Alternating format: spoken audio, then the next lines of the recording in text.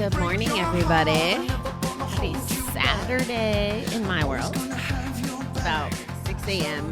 here, and I've been up for a couple hours. Feeling already a little productive. I did a little homework. I went for coffee and cheerleaded for my little friend at the Cumberland Farms. She's so sweet. She's going to college, and the transition to online learning is difficult, and she wants to, please herself, please her mom. So we had this really crazy conversation about limiting beliefs this morning, and I told her exactly what I would tell any of you guys. Don't pick your career based on what your parents say or what anybody says, really. Do what makes you freaking happy. So that was the beginning of my morning. And then as I was driving back, because it was quiet and rainy and nobody around, I stopped by the train station and was kind of reflecting how lucky I am to not be a train wreck anymore. I've been called a train wreck often, more than I'd like to admit. And it's verbiage that really sticks with me. And I'm just so grateful that is not who I am anymore. That is not how I show up, and that is not who I want to be. And I'm lucky, so lucky to end up in this place. So grateful to end up in this place. And the cool thing is, though, I needed to be a train wreck to find the tracks that I needed to be on to keep going forward. So this all comes from a place of deep gratitude.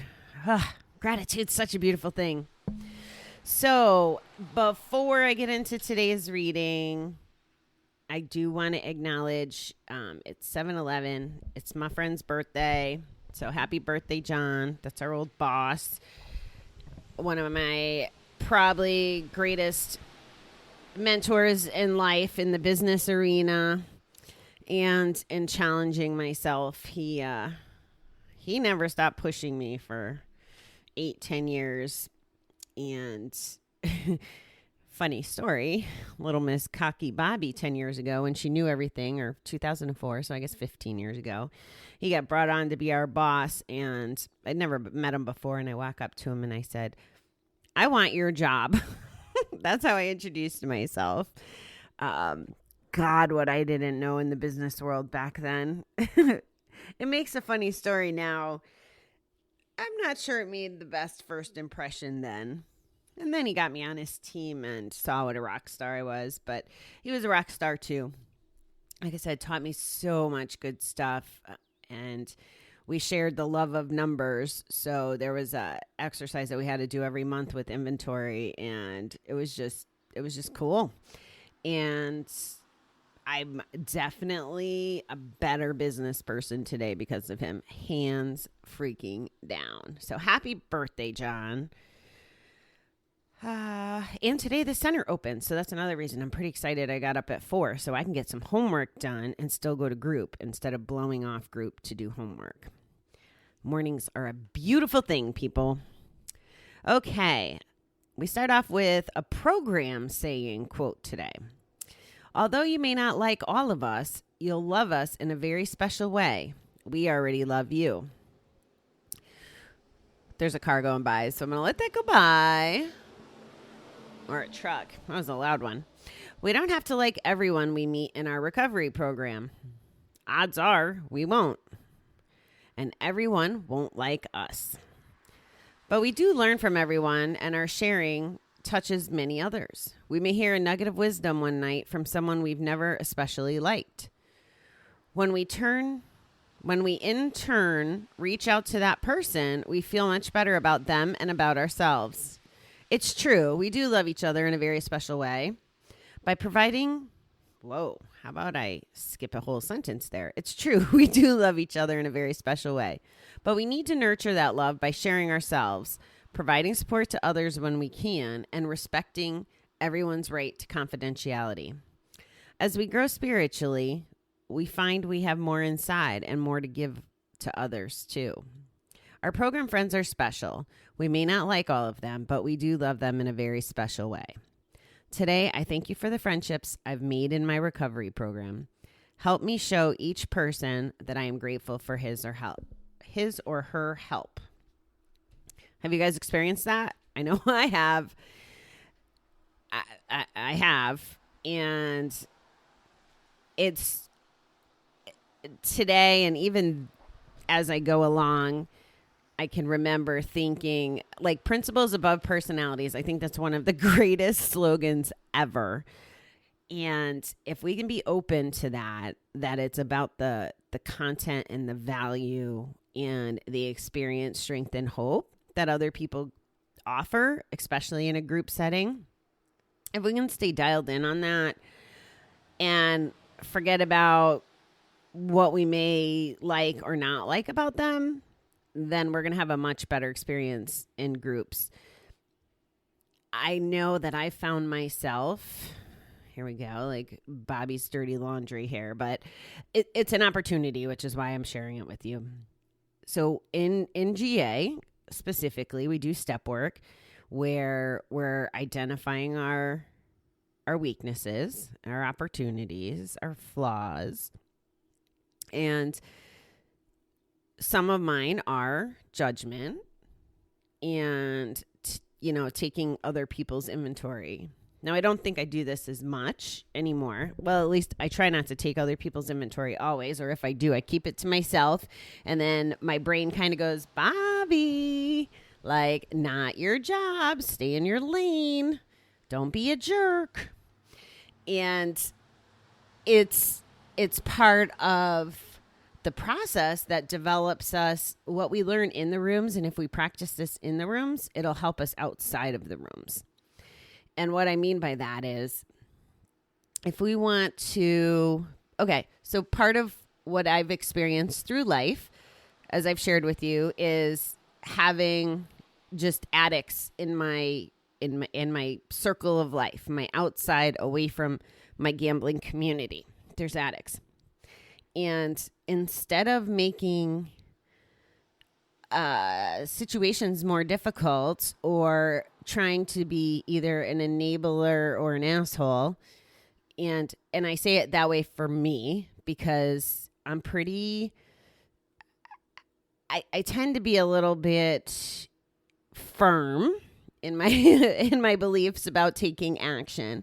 Like I struggle with folks who whine about what they don't have when I feel like they have the opportunities to go grab the things they don't have or to think differently about it. So I'm not a fan of that. But instead of making it about my perception of them or my judgment of them, I just don't engage. And to me, that's a healthier strategy. Going back to the old rule that I'm sure everybody's heard from their parents, if you have nothing nice to say, don't say anything at all. And that's my approach sometimes. Why should I put the energy into getting frustrated or have the negative, like judgment? Judgment definitely goes in our bucket of negative. And I don't need anything in my bucket of negative. Otherwise, I can't drive by a train station and appreciate the pretty lights or have time to appreciate all the things that are wonderful, like the rain and my cup of coffee and my ability to talk to you today. So staying in our lane, our own lane, and minding our business and being able to take the good nuggets from other people and think about it. What's the longest GA meeting? I think an hour or two have been the longest that I've been exposed to, but most of them are less than an hour. And even if you went 3 to 5 times a week, it's 3 to 5 times, and chances of you both being there at every meeting or whatever, if there was someone that you didn't connect with outside of the recovery essence, it's such a small iota of time in our life. And I'm saying this because I know I found myself not wanting to go to different meetings or groups because certain people were there. But who the frick was I hurting? I was hurting me because I was probably missing things I could have used hearing or applying. So don't do that to yourself. Don't shortchange yourself. Don't worry about other people. Don't worry about other people liking you. Not everybody's going to like us, guys. And it's quite all right. Because I'd rather be in a tribe of people that genuinely like me for me and align with me. Not on everything either, but, have a commonality of values and, personalities that click. That's who I'd rather be with. So it doesn't mean, though, that people that don't fit into maybe my social circle, we'll call it, can't add value to my life, because they can, and they have over and over again.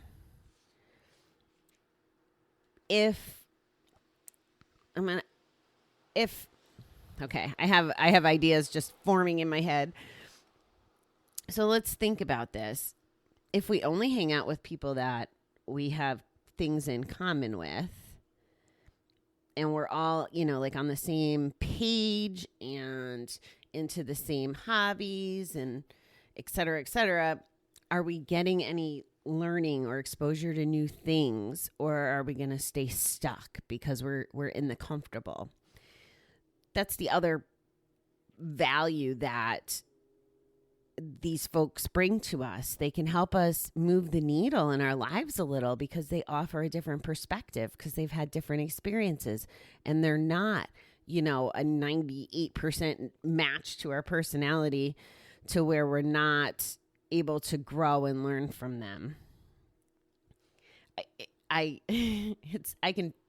picturing different examples in my head of these kinds of situations. And, the other skill that it's given me is how to handle people in a loving, polite way and still respect and appreciate their opinions. And that's an important value to me. Like, that's so freaking huge. I get so upset, as you noticed the other night, when people get judgy and critical of other people's beliefs, statements. Like, who got time for that shit? Like, everybody should be able to do what they want to do and feel what they want to do. I'm just suggesting that you also be open-minded to maybe their beliefs or their values. Hear them. You don't have to act on what you're being exposed to, but at least hear them, because you never know what's going to show up and change your life. I can think back to many times over the last 20 years that I've heard different pieces of what I'm being exposed to and what I'm passionate about now. Things like meditation and yoga.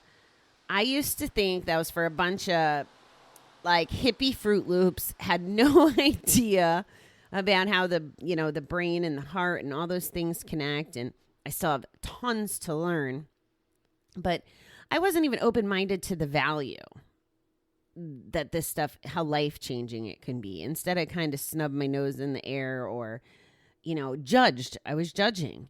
And what would my life look like if I was a little more open-minded and I heard other people and went, oh, okay, meditation and yoga is working for this guy.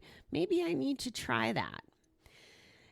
It's different. Now, mind you, I'm not saying I want my life to have turned out any other way, because I don't.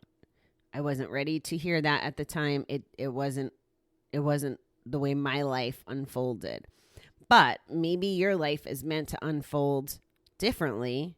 Maybe you're listening to this, and if you hadn't, maybe you're in the same mindset or have the same kind of principles that I did all that time.